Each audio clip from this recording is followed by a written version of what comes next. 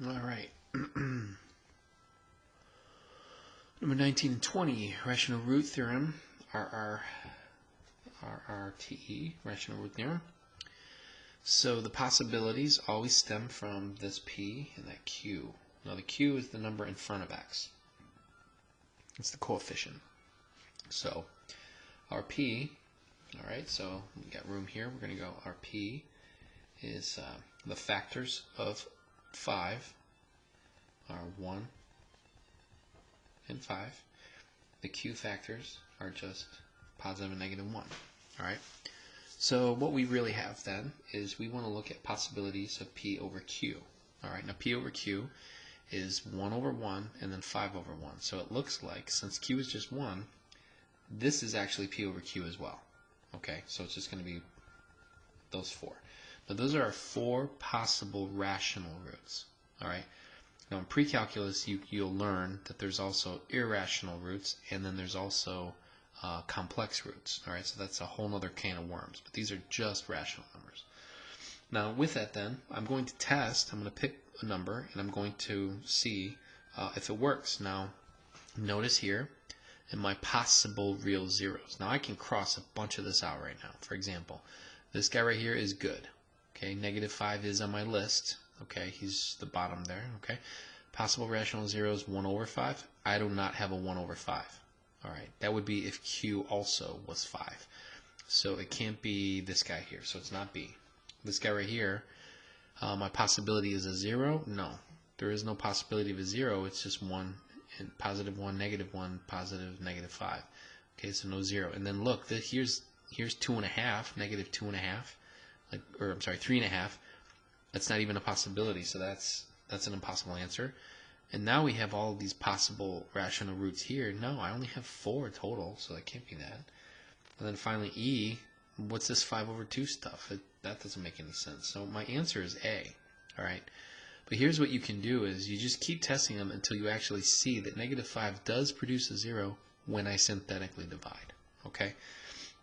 So if I tried positive 1, negative 1, it's not going to work. All right? But when I pop negative 5 into the mix, okay, I got a 1 for this. I have 1, 1, negative 12, 5. 1, 1. I said negative 12, negative 19, 5. So 1, 1, negative 5. That's going to be negative 4. That's 20. At that 1, negative 5, and 0. Okay, so I did get a 0. Rational zeros is negative 5. Now, normally, like over here, if there were more than 1, I would have to test those as well. Okay, but in this case I don't have to, so my answer is A.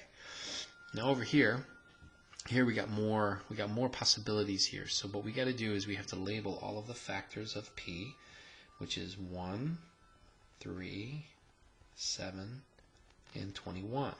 All right, those 8 numbers will go into 21.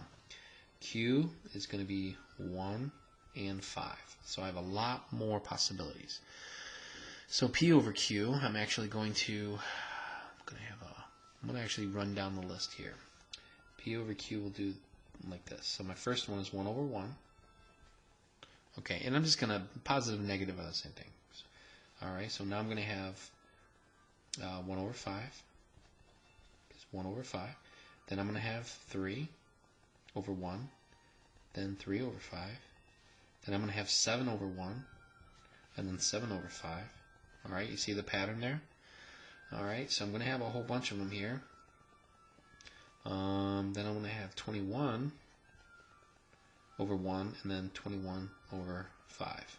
All right, now my guess is that I can probably cross out a few of these already. I've got 1, 2, 3, 4, 5, 6, 7, 8 times 2 is 16. All right, this guy has 1, 2, 3, 4, 5, 6, 7, 8. He's safe. 1, 2, 3, 4, 5, 6, 7, 8. You know what? I like this because look at how they did it all in order. Here's these 4, and then all these 4 are now over 5. I bet you I'm gonna put a check mark next to him. I think he's ready to go. But they did the same thing here. 8. Okay, that guy's good. Okay, this guy is got 1, 2, 3, 4, 1, 2, 3, 4, 8. Okay. Oh, you know, up here I see over 3. That's not a possibility. Here, too few. All right, so now I have a 1 1/3 chance if I was going to guess. Now, these are all the same, so what I have to do is pick one of these that you're going to perform synthetic division on. And you might be concerned because synthetic division with a fraction seems like it's impossible, but it's not. Okay, it's not. You just got to check it out. So we'll start with 3 to the 4th. Okay, in 3 to the 4th we have 5, negative 53, negative 5, and 21. Okay, so right here, right off the beginning, when I drop the 5, 5 times 3/4 is going to be 15 over 4. 15 over 4 would go here. I can already tell you we're going to get it's too problematic. It's not going to work. All right, this is not going to work because we're going to get another fraction here, and it's going to be quite large, and it's going to basically spiral out of control. So 3/4 is not going to be one of your roots. Okay, so we're going to put a X there. Now I'm going to try 3/5.